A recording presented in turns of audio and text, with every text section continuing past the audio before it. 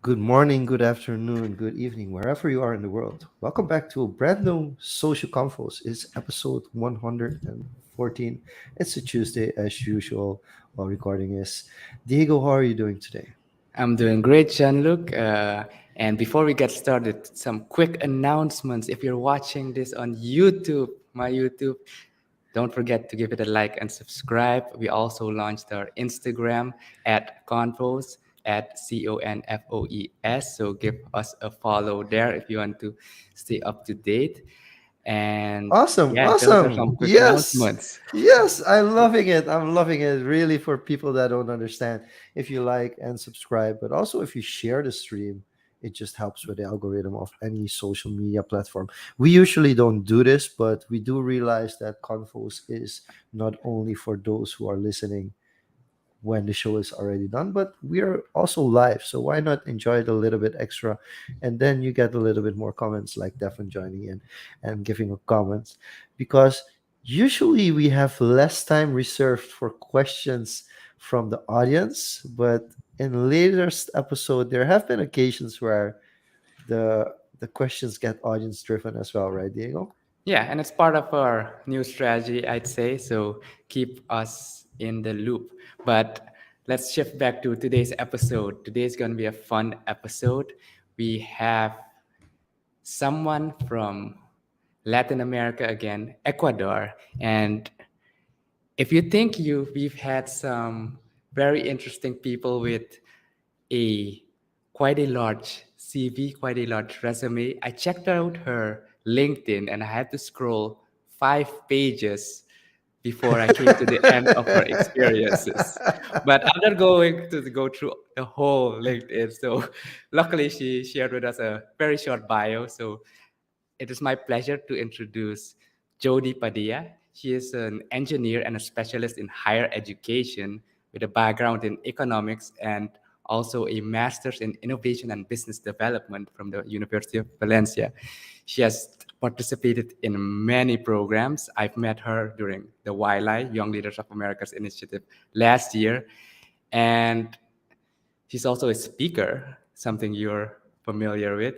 And she's also part of the Global Shaper, something you're also familiar with. So And I she's think we're also gonna, an author, right? If I remember yeah. So correctly. there's a Yes. lot of common ground to cover between the both of us. But without further ado, I'd like to welcome Jodie. Jodie, welcome to Social Convos. Hello, Diego. Hello, Gianluca. Hello, everybody seeing us. You make me laugh a lot because, yes, I have put everything. And it's just that, when you live in Latin America, you probably don't think that there are people there doing stuff and you have to show up, especially if you're a woman in a country like mine. So it's not like, it's like a imposter syndrome that we are still battling because every little thing that we do is important and we have to put that. When I was a volunteer in anything, I was putting that. When I was giving papers outside an event that I was not organizing, I put that in the LinkedIn. So you have to just put everything because you never know what's your road and where you're gonna be growing. So, That's on great that advice. topic, Yeah. you've done a lot of volunteering, you've done a lot of Yeah. programs, you've done a lot of application.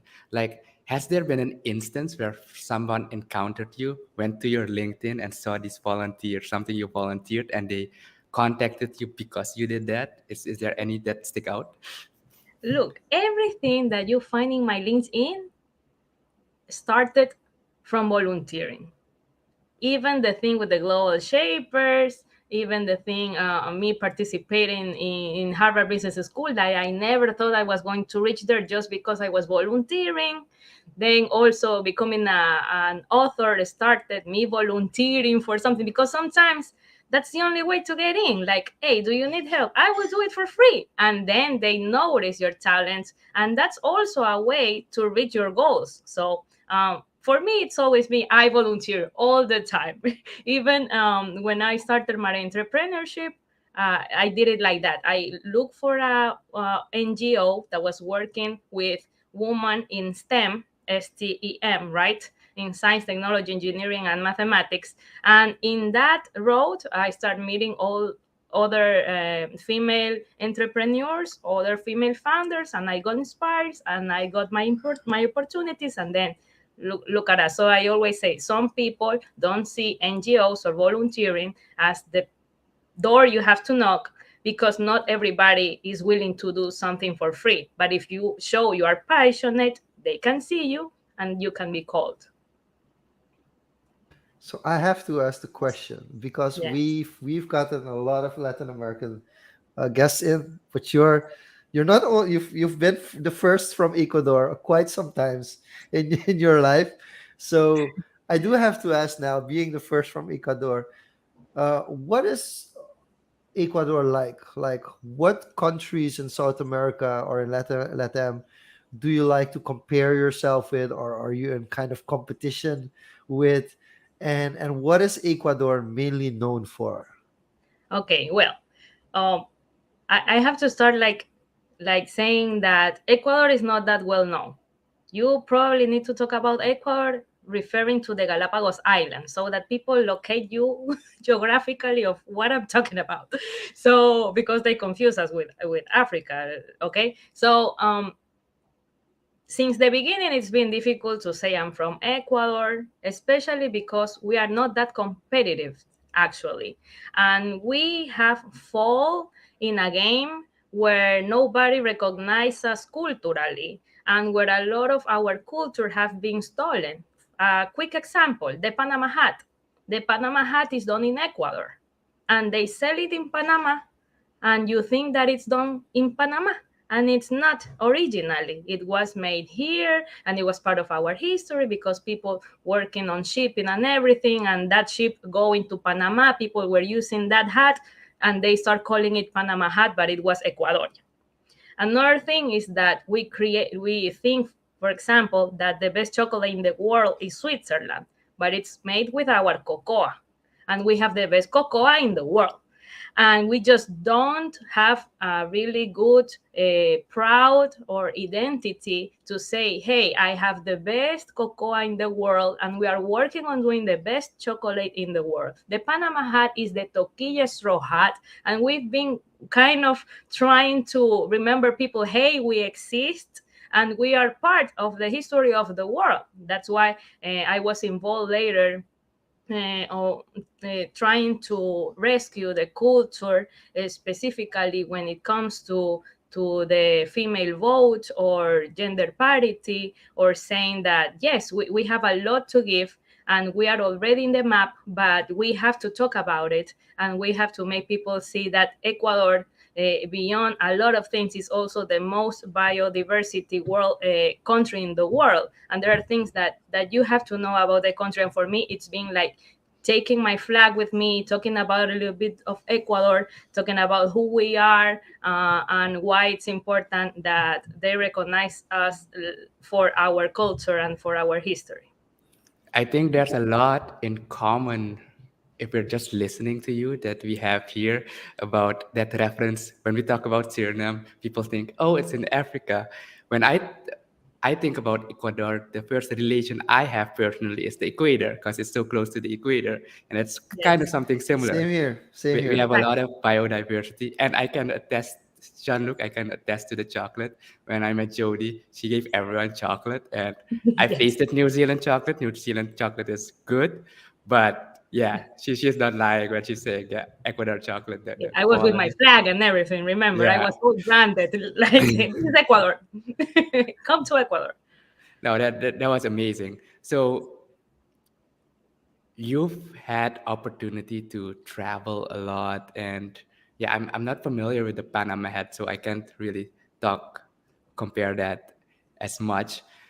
But during your travels, and you say you're not that competitive, and when you meet someone from abroad, um, what was the most, aside from being from Africa, the most from your side surprising thing that you've learned from abroad and that you think, hey, Ecuador or Latin America in general could use that.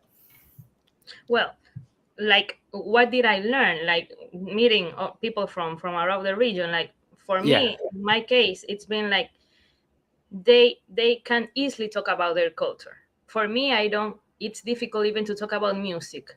It's difficult to talk about art because in our own city, I'm from Guayaquil. It's seaport, and we are a really cosmopolitan city in that sense because we are seaport. And it's difficult to actually for me to describe what it's to be a person from Guayaquil because what it was called Guayaquil has been lost with the pass of the years. And we have become this country that thinks that we just have to follow the trends outside. We don't even know what's our like traditional costume. We don't have that identity. That's the bad thing about Guayaquil. So I would say that we have to stay attached to our roots and try to look back because it's not that the rest of the people is better than us, and that reflects in every aspect of our lives. Because when somebody comes from another country, we automatically prefer to work with that person and not an Ecuadorian. And for example, recognizing that for me, the logic step for me was okay, since being from another country or having something from another country is that important, then I have to connect with international organizations and I have to travel and I have to assist to congresses and I have to be with people with other countries since it's that things that's so important for us. So what I learned was that it's not that I am less, I know a lot. It's not that I don't have nothing to put in the table. I've been traveling around, and to be honest, it's been few times where I'm actually surprised from what I'm seeing and learning, because we have that self-esteem that we at the beginning think, oh my god, I'm so scared. I was so scared with the wildlife thing. I was terrified because that was the first time I was living for so long my country, because I have been abroad but for certain stuff, basically working like a week or something. So for me thinking, oh my god, I'm gonna live by myself for a month, and so I was so scared. I think we related in that sense, Diego, because I think that was the first time we were going out for so long. I think that we talked a bit about it, right? Yeah, for me, it was the second time, but But yeah, being wasn't that away for long? so long. I've been away for 10 months in New Zealand, so Okay, so I'm confused. Okay, I but No, thought. but it makes I sense. can It makes relate. sense I that can it, definitely yes. relate. And it's Like, also a reason Yeah. why some people don't do it, for instance, is because they have to be away from their regular life for so long as well. Yes, and you think that, for example, in my case, I thought, oh my God, this is the United States. It's another language. I speak Spanish. I don't know what's gonna happen. Is my culture? I'm gonna have a different culture so big that I won't be never able to adapt. But at the end, the nice thing about, at least for us, the program, I felt that we were entrepreneurs from all the hemisphere, and our cohort in particular, we talk about so many things and we were struggling basically with the same, and we could ask each other for advice. I remember in one moment that I was asking Diego that I was going to do a rebrand. I was changing everything of what I was doing, and I asked him, what do you think about this? And he gave me advice, and that was the same with the whole cohort. And this experience in particular, maybe it's not that you're going to learn a lot from the host. It's difficult, it's different for everybody. For me, the best thing was meeting these guys, meeting the cohort, meeting Diego, meeting all the team, the Portland team we had, because I felt that we are around the same age, we are around struggling the same, we have the same opportunities also, we have the same challenges, and it was really nice to talk with them. And at the end, you will always find that you will not feel like you are a minority. Wherever you go, you will find people to connect, and that's the best thing about going abroad and not being scared of being the only one, in my case the only Ecuadorian sometimes when I do these things. the funny thing is, there when we were in Portland, I can remember quite vividly that you guys tried to change your accent a bit to be a bit more American. It was hilarious, but Yeah. in uh, the end, it really connected us, and I think you had an advantage over myself, and because most of you guys spoke Spanish, so you could relate more. Yes. So that's one kind of drawback that we kind of have, but we adapted. And the great thing is most or almost everyone was quite understanding to include. So whenever I showed up in the group, most of them kind of automatically changed, like, okay, let's do it in English. And even though it's what more effort, that was really great about that experience. Yes, So and we sometimes like, sorry if we forgot, because we were having fun, and unfortunately, like, you have this alter ego in English and in another language, and sometimes you just need to go back to your language. So there were times yeah, when we would say, completely "Oh my God, we have understand. to talk in English again. Diego, and it's here. We have to speak in English." and even though you guys spoke in Spanish, there's something about communication that kind of breaks that barrier, because even the body language, the way you address people, the way you look at people, you can kind of interpret what they mean and what they say. It's just about having fun. So while I was an amazing experience, aside from the whole program, just the cohort in general, after that we went back and all of us did our separate things. You had to adapt to your normal life again. What did you focus on after you got back to Ecuador? Because I remember seeing you are preparing for some kind of TED talk. So tell us a bit more about that experience. How did you get the application? Because I know TED talks, it's a very gruesome process to go through, Yes.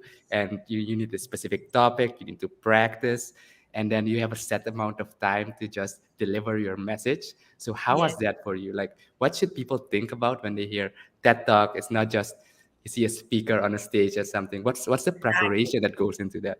Well, a lot of things changed when I was in wildlife. First of all, like I said, I thought I was not going to be able to survive that month.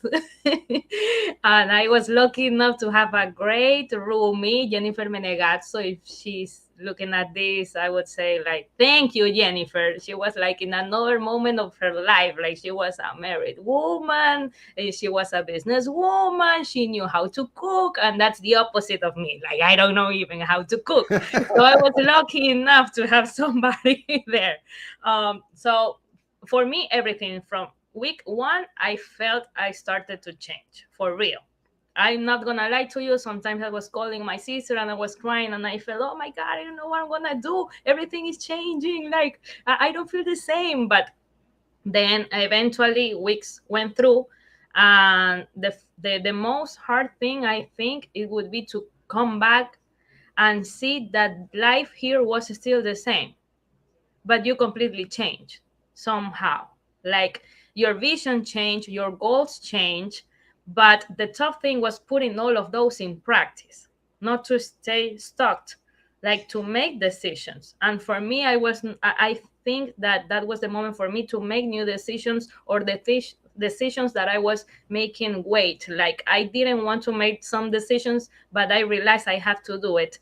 And then I started getting involved in other environments. So while I was doing the exchange program there, I saw there was a TikTok opportunity. And in that moment, I felt I can do everything. In another moment, maybe I would say I'm not ready for this. But since the experience for me was like that, like opening my eyes, I said, okay, I'm going to apply, I'm going to do this. And I apply. And of course, like you said, my friend, it's a long process. And I couldn't believe that even though I've been a speaker for a couple of years now, for me, the TED Talk was another thing. They changed completely what I was talking about several times, because I was talking too much, and you have to understand the like the roots of the TED Talk, that it has to be simple, that it has to give something good for a broader audience, not only the people I was focusing in, because I was just working with people from universities or vulnerable people. I just have two groups, and I knew how to act independently, but not with those together. So I have to completely change my message. And the best thing for me was to buy the How to Do a TED Talk. from the founder of TikTok, a book. So I wrote that. I saw that I had to think about everything, how I had to dress, how I have to manage my topic, how I was going to show it, what was the real message of what I was doing. And that also connected at the same time with an important moment I had in my life that was changing the vision of my entrepreneurship. So uh, at the beginning, I was just working with women, with female empowerment. But since I went to Portland, I find out too that maybe it's not about necessarily about gender. It's an important topic, yes, but from the area I was working on, which was education and leadership, I have to focus on leadership. So for me, being in Portland too also changed my chip and made me change my narrative and decide to focus on leadership and to train on leadership, because it's also a topic that we have to consider. And for me, the TED Talk was an important moment. It was a closure of what I was doing for 5 years with a certain focus and the launch of my new brand. So I had a lot in my back. It was really exhausting to reach finally that moment. And you can see it here in YouTube. You look Jodie Padilla TikTok, and you wouldn't believe all the effort you have to do just for 10 minutes that you have to talk. It was 4 months. 4 months that I was working on that and practicing on stage if I needed, and talking with the person that was saying, don't put your hands like that. You cannot move from the circle, from the red circle. You just cannot move. Don't move around. We're going to record you. You have to stay. And those were too many things, like controlling what you were saying, knowing it completely, because you couldn't read it, you couldn't hear it. You have to use well your 10 minutes. So you have to learn everything, every dot, everything you were going to say, and control physically, like your gestures, and where you were putting your voice up and down. Like, it's a lot. It's a lot, and you really have to work on that to make it possible. So that's interesting. I always, when I look at speaking, like I had a professor, and he would always have like this cup of coffee, and he would hold that cup of coffee for like a whole lecture, and we knew that the cup of coffee most of the time was empty, but for him it Oh, was a control. way to control like how we walked and Yeah, avoid yeah, certain hand gestures. So what I exactly. really wanted to know is like from that experience of 4 months, what was the best piece of advice that you were given when it comes to public speaking? Okay. They were I also put my opinion on it, because they were making in such an structure that when I saw the other speakers, we were all going to be the same, actually. So I have to be a little bit rebel too, because I saw the other guys and he said exactly the same. Well, I'm not gonna, I mean, he helped me a lot, but I also put a little bit from me, and realizing that we could not all do the same we were set. So even if we wanted to give an example, for example, the person that was guiding us said, like, count 1, 2, 3 and show it with your fingers to the public. And what you will see at the end, if you go to a TikTok and you see 5 people saying the same, 1, 2, 3, like first example, second example, you will see, oh my, but this is the same. So I had to follow the book, follow the instructor, and eliminate the things that were using the other speakers. That's what I decided.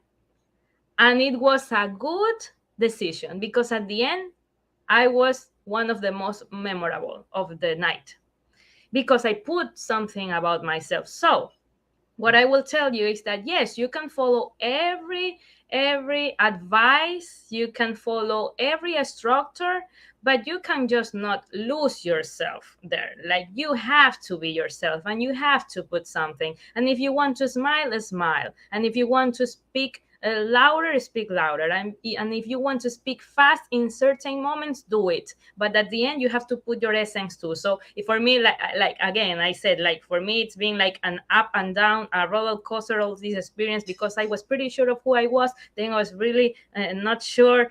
But at the end, I survived the process. But putting my experience to not letting it down, because our experience is always important. We don't have to think that everybody else can have an opinion on you and your work. You can also give something good, and at the end they liked my speech. So what I'm hearing there is, even though it's so formulaic, like there's a formula behind it, there's a structure behind it, because you want to stand out, because you want to retain your personality, because you want to retain your message, you Yeah. need to embed it in the core of your message. Yeah. And I just had a thought here, like the world is going crazy now with AI, with ChatGPT, with uh, text to speech. And basically, TED Talks could become, if you plug that formula into an AI, you could get this out. And there would be no differentiating factor. So, to the people worried about, ChatGPT, AI is going to replace us, Which is it scary. will, yeah, it There's might a be scary. beautiful quote. There's a beautiful quote. If everybody looked the same, we would get tired of looking at each other. For Yeah. It's sure. a really good quote. So even though the formula just works, you need to be able to keep your own voice. And that's what people are going to connect with. And I love what you're saying, because that was my TikTok. I was talking about that there's no formula. That yes, you can have the variables, but each variable can be personalized. And my TED Talk was about giving a pitch and convinced a giant like Google, because that was what I did. I got the support from Google in certain point for my social campaign.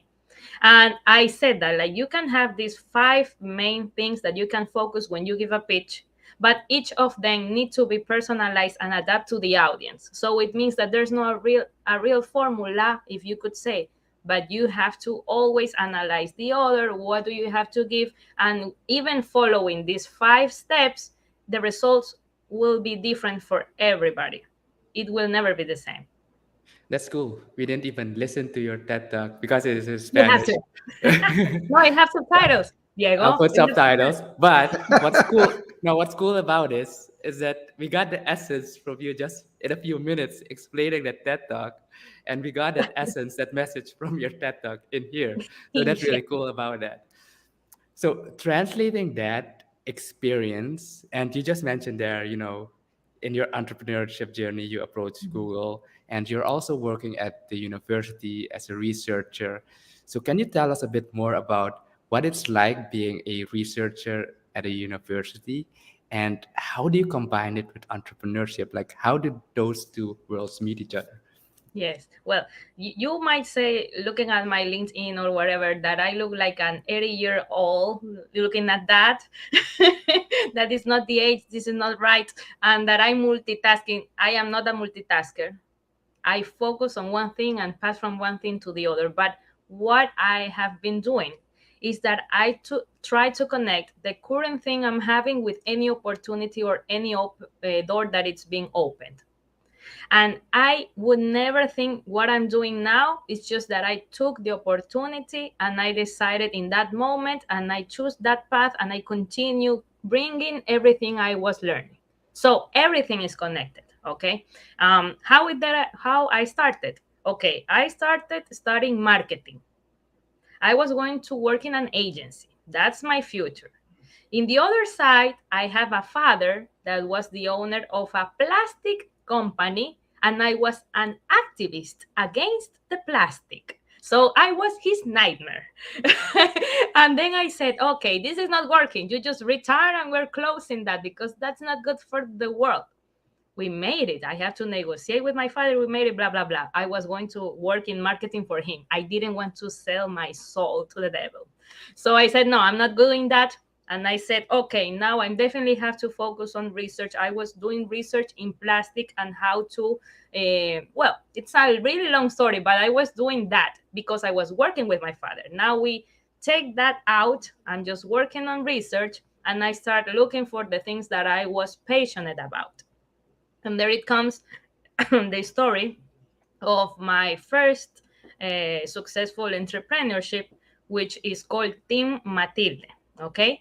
So in that moment, what I have to say is that I've been always inspired by a role model from Ecuador who was the first woman to vote in Latin America. She was the first professional, she was the first scientist in Ecuador, and her name is Matilde Hidalgo de Procel. But when I was growing, I just heard about her story in my house, and it had a reason. She was my great great aunt.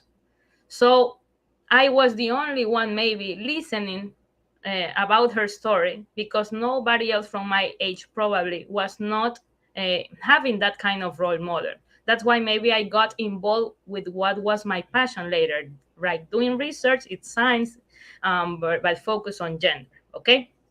So everything has a purpose. In that moment, I decided, okay, I'm going to start focusing on doing research on gender, and I start approaching communities of women in STEM. And when I was approaching them, like trying to learn something because I only felt passionate about it, it happened that I said that I saw somebody talking about Matilde Hidalgo. And I decided to approach her. She was the rector of one of the main universities in Ecuador. And she was the first woman to become rector in that university here in Guayaquil. So she was talking about Matilde Hidalgo. And look at this. I reach her at the end of her speech and I say, thank you for talking about Matilde. She's my great great aunt. I don't even know what I said it, because for many years I didn't say it.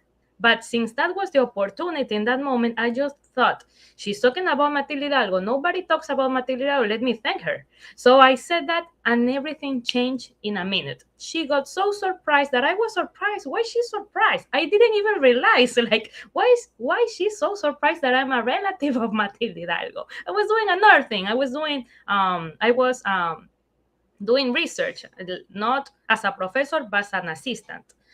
So she said, we need to talk. You need to connect with an organization that is called Girls in Tech. It's an NGO working on women, and they have a talkatory, a conversatory of Matilde Hidalgo. Maybe you should join. And that, in that way, it began.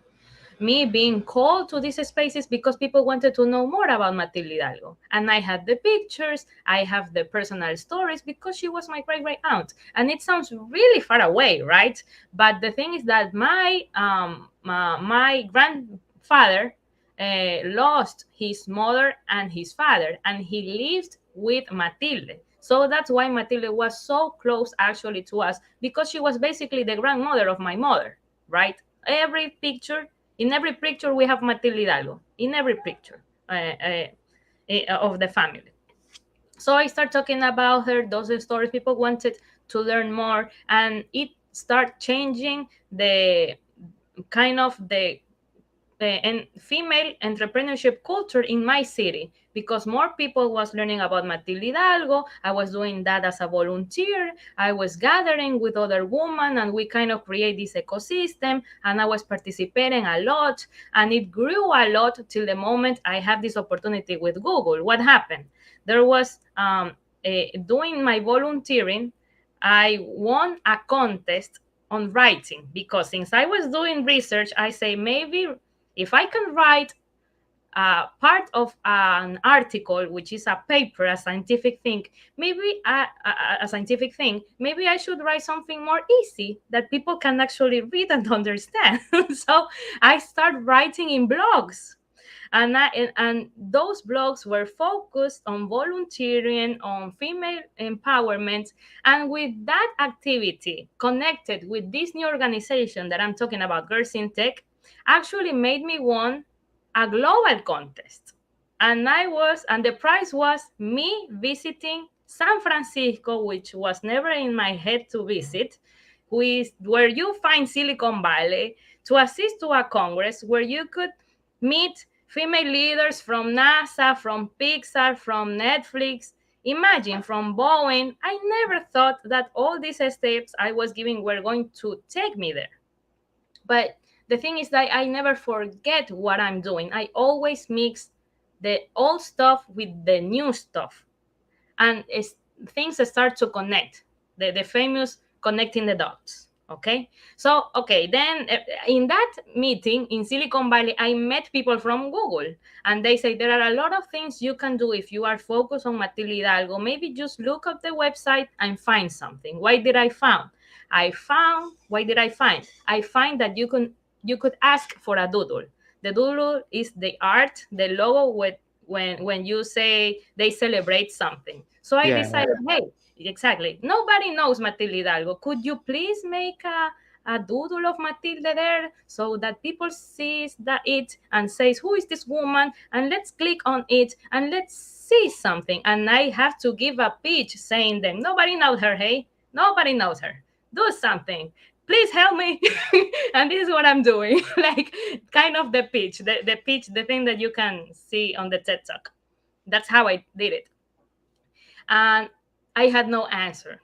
Imagine, I was like, they left me there. But couple months later, I woke up with tons of people writing me saying, Jody, you won't believe this. There's a doodle of Matilde. Matilde is the first Ecuadorian to have her doodle.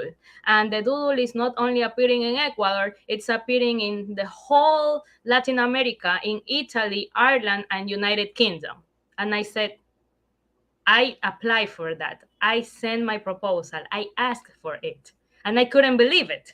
So I thought that it would take me years to make people recognize the life of Matilde because that was my goal in that time. But look at it. Just in millions of people learn about Matilde. They were posts from BBC, from Independent, from the main newspapers of the region, and from these countries I just said. So that changed everything. Like I realized that I could do everything if I wanted. That I can do it by myself. That technology is a support, but also that I have to be connected with the right people.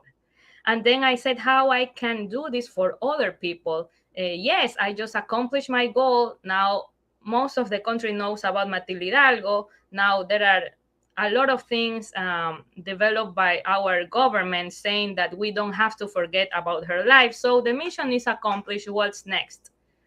Just try to teach other people how I became this community leader.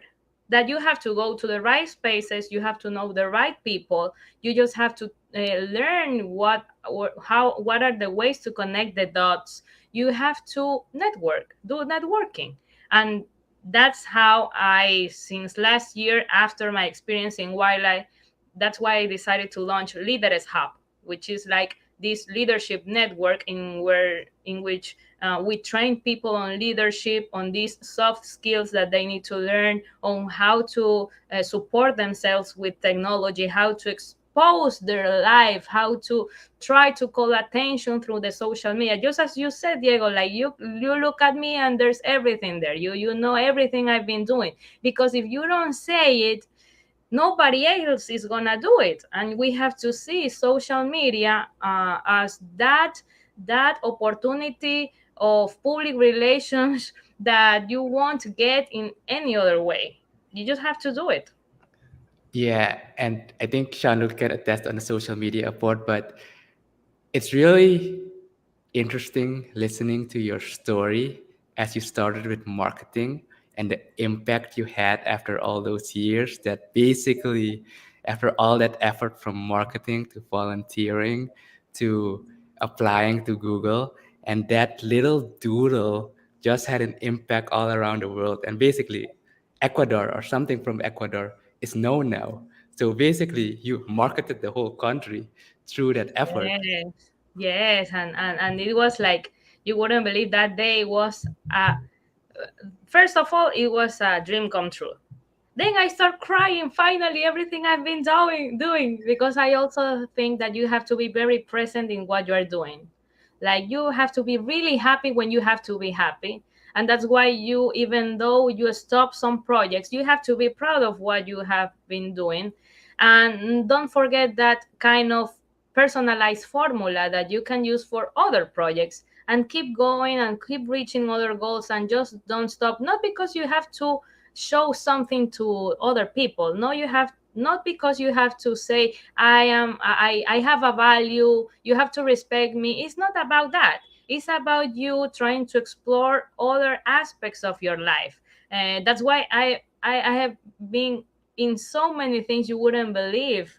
I've been even activist, like I said, on climate action. I have explored everything, so that I say, okay, I try it, I don't like it that much, or this is not working for me, then I have to just move and look for something else. But never get stuck with anything.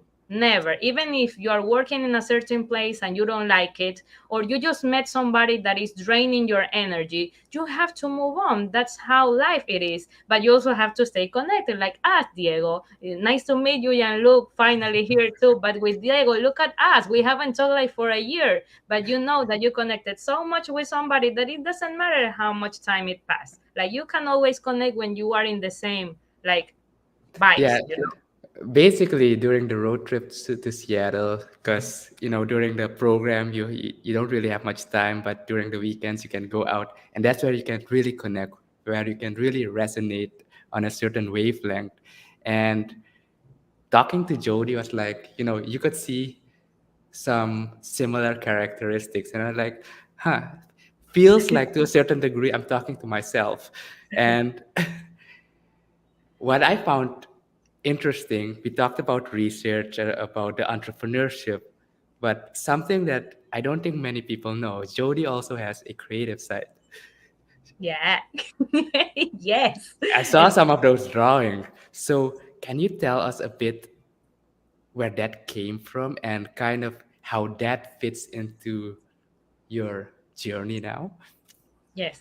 Yes. Well, I've been doing everything since trying to dance like Michael Jackson and having YouTube videos there dancing like Michael Jackson. Yeah. I with If I tell you that, you understand Are everything. those on the YouTube, on those on the YouTube page as well, on the No, UD they are YouTube? No. hiding. Nobody can find it. That it's not the time now. It already passed. It was a long time ago.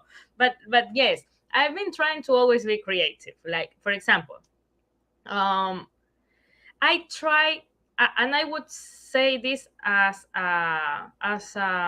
something that you might want to consider when you are working. So if you feel that there's something missing, speak out. Imagine this. You are working with scientists. They are all square thinking. They want things to be very structured, and then I come with my innovation stuff, doing whatever thing, considering even painting on a research, like how can you connect those things? It makes no sense. But you just have to speak out. And if nobody listens to you, then you have to try to make it as a personal initiative. What happened to me? I was doing research, I was talking about gender, but nobody wanted to get out the paper, which means they just wanted to create the paper. But I said, let's make a book. Let's try to make a book with this research, because yes, we're having the research, then we're sharing the results in a congress where there are other professors, and who is going to learn from this? So that's a big thing that we have in Ecuador, where people or professors or researchers don't share anything they found, or they don't have the space to do it. So we created the book. I created the book. It's really small, you wouldn't believe. But that book is the result of 2 years of research and international research on leadership. So I said, I'm gonna do the book. Oh, you don't want to do the book? I'm gonna do it.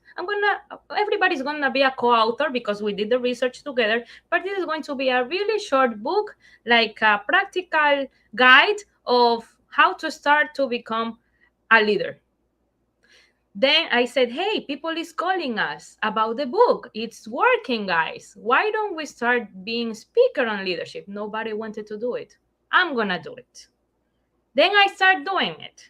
And then after years, everybody in the team is saying, why you didn't involve me? I said it from the beginning. You never saw the Yes. opportunity of doing a book, of talking about it, on reaching the community. So sometimes you just have to do it. And that what's that called, people? Volunteering, because they were not paying me. They were not paying me for those things. But I saw an opportunity. And then I connected too with the communities. And then I said, okay, I'm going to start to design leadership programs because people actually is interested on this. And I'm going to put another thing on the table, like innovation, competitiveness, gender parity. And then I start creating. So my message is there's always something missing where you are working. Sometimes nobody's gonna trust you about that thing you recognize, that it's called the hole. That's how it's called in science, the hole in the literature. That's how it's called. So I decided to always look for that missing thing. And if I have to put design on it, Diego, like you said, if I have to put my drawings, because if you see the book, I draw the portrait of the book. I decided even to do that. I put everything, so everything I am in that thing, so that then you say, yes, it worked. And I mixed things that were not supposed to be mixed, or culturally are not well seen, or maybe nobody else is trying it. You just have to do it. And again, if it doesn't work, then okay, nobody's gonna read the book. I don't care. Like it could happen, and it had happened to me a lot of times. Many projects don't work, but that's the good thing. If you keep trying, you are gonna find It's something that finally works someday. it's interesting that you mentioned the theory of holes because there is a management book. I'm not sure if I can find them. I'm looking at my bookshelf, but there's a Dutch management book which is called in Dutch "Crazy About Holes." Oh, So I'm nice. definitely gonna see if I can find it, and if I can find it in Spanish or Yes, anything please, related, then I'm gonna send it please. to you. And Let I know that we're almost at the 3/4 mark. So I do want to ask a question because we Okay. also have a Global Shapers Hub in Paramaribo in Suriname. But I really want your take as well on, because you already mentioned volunteering and we've spoken a lot about your journey, but we haven't spoken about the Global Shapers Yeah. and we haven't spoken about DAFO. So what I would love from you as well is for young people to understand why and how can they connect. So what is the Global Shapers? Okay. So why is it important for young people to understand what the Global Shapers is, and how can they connect or reach out to the Global Shapers in their community or in their city? So nice that you say that here, because for me, in that research of people thinking like me, because in my current job as a researcher, nobody understood me, and I was the person thinking about unicorns in that time. I said maybe if I connect with young people like me, with entrepreneurs, maybe I'm gonna be able to put this. It didn't happen exactly like that, but I thought in that moment that that was the place for me for meeting other people. So I looked for volunteer options, and one of those that popped out was the Global Shapers community. The Global Shapers community is an initiative for young entrepreneurs or young community leaders that can get involved with the World Economic Forum. So the Global Shapers community is the volunteering from the World Economic Forum. So you have to look if there's a hub. It's called it's if the Global Shaper it's in your city, and if it's not, you can actually test them through the website to say I want to open a hub, right? So in that moment, there was this Global Shapers Guayaquil. There was one. I sent my curriculum. And what I would say about this type of community, or at least as how I have been working with them, is that you never do a mistake when you're a volunteer. Never.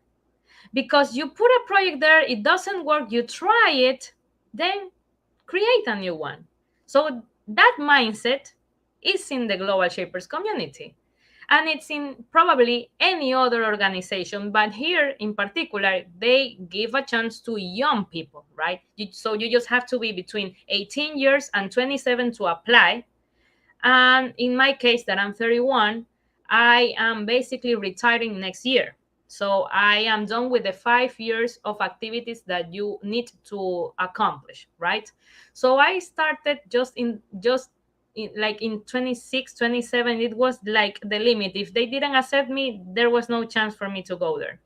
And I decided to put all those projects, those initial projects there as an incubator. So I try it. This thing works, this thing doesn't work. Then I can connect this with my work if I can, and I can continue with my work or with the Global Shapers community.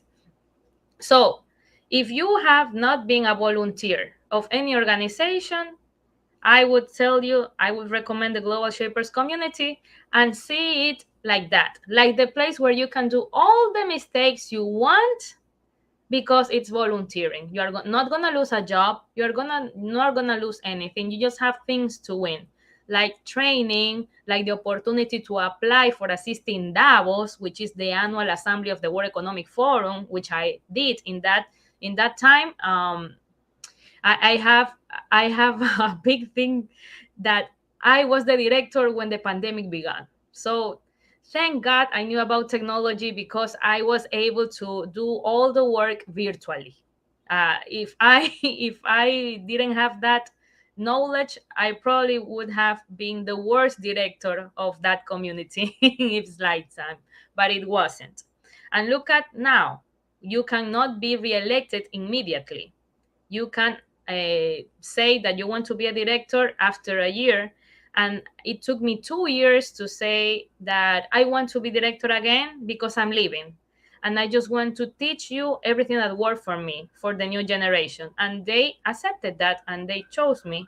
And I'm glad that they did because I will try to teach you exactly what I'm doing, all the things I did inside our community so that they can reply it and they can take the hub even into a better place. So yes, just try to apply to your city. If it's not the Global Shapers, look for an NGO. Try to give back to community. We don't have to be 80 years old to say I know about this topic and I can give you an advice. You always can give an advice. We give advice about what we see in Netflix. Why we don't give an advice of how we have reached certain success in our professional life? So it's also a thing that you have to grow in you.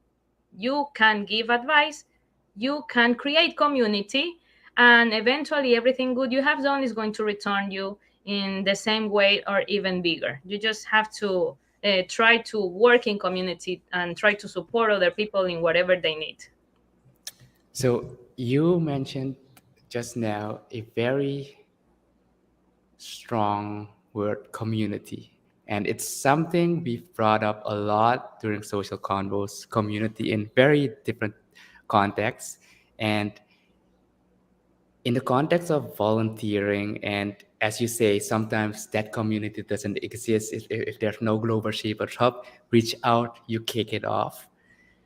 During your journey, you've encountered various communities, you even created communities. So from volunteering to leadership and now to empowerment, how should we look at communities in the form of empowerment?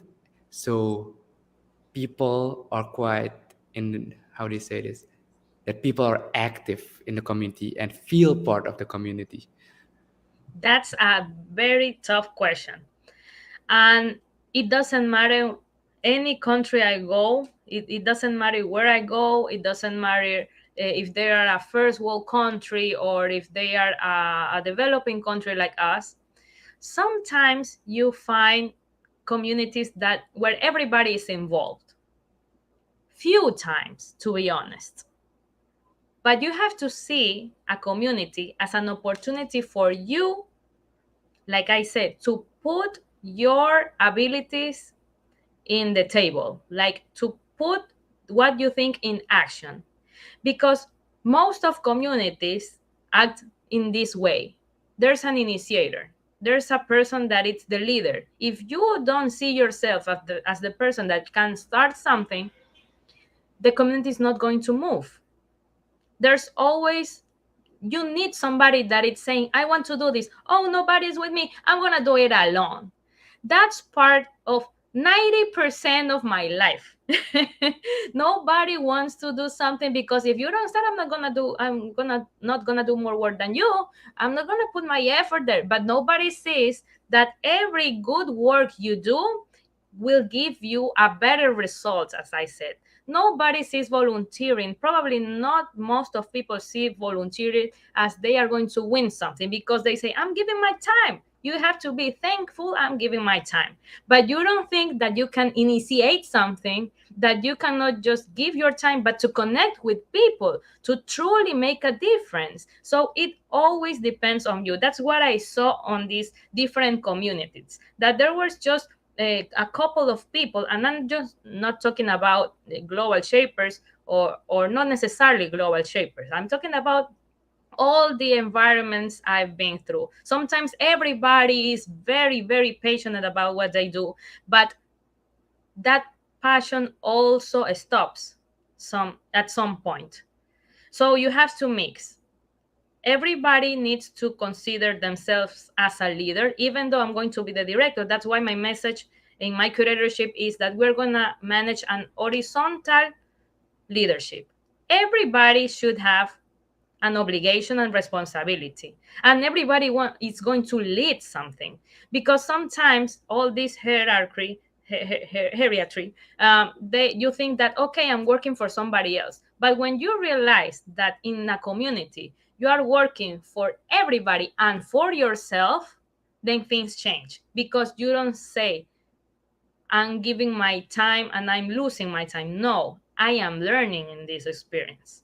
So it's around you changing your chip, you saying the people the right things, and also considering everybody's need. Because when it comes to community, some people have economical interests. Some people have connection interests. Some people have political interests. Some people have just the need to feel they are doing something good. But you don't have to put some interests in a lower place than the others, because we are all motivated in different levels and for different uh, reasons. But the thing is, what you do as a leader with those interests so that we can do a great work together. That's the big challenge. And that's something we have to consider. We really need to connect.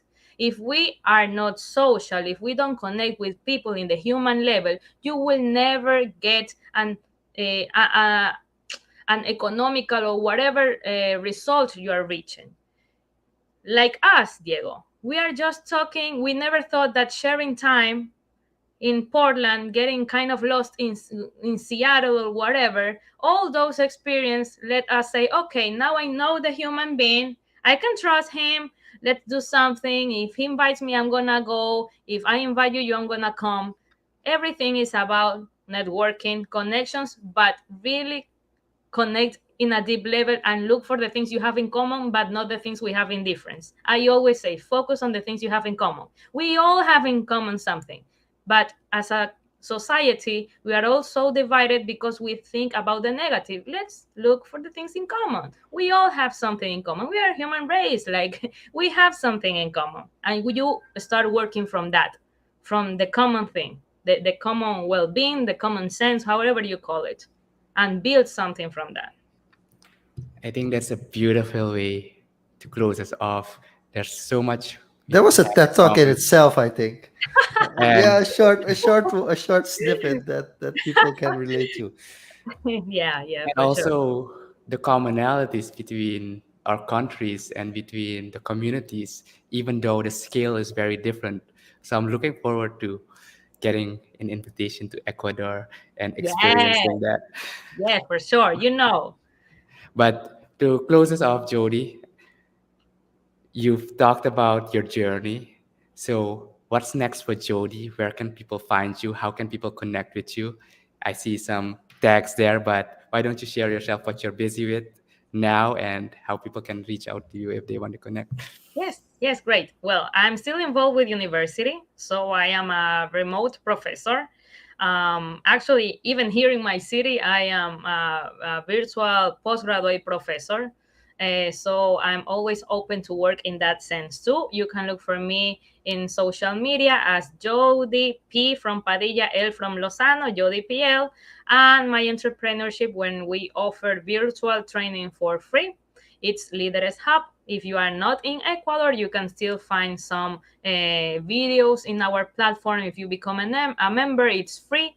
And we hope to keep opening new programs here in person in Guayaquil. We have opened three already with the support of our allies, and we are going to continue in that line because we have created some great alliances with organizations that usually don't you are not able to reach. Like, for example, we have an alliance with members of the Global Competitiveness Network from Harvard Business School, and professors from Harvard have give webinars for the members of Leaders Hub, and that's the most important thing about connection. When you connect with people that are passionate about the same, that they want to give back, you will find unlimited access to world that you might think, oh, I need to pay thousands of dollars for it. No, necessarily. So focus on people, be a nice person. That will be my final message. And yes, if you want to reach me for whatever thing, you can do it. I will gladly answer any message you send me. Awesome. Shanuk, any closing thoughts and then close us off? Yes, I really want to thank you, Jody. It was an amazing experience. Diego already knew how great of a guest she would be, but now I know as well. So thank you for being our guest at Social Confoes. For everybody that tuned in, that watched the live, or is listening to the rerun of this episode on confoes.com or on any streaming platform, thank you for joining us once again, and see you next week. Same place, same time. Bye bye. Thank you. Bye.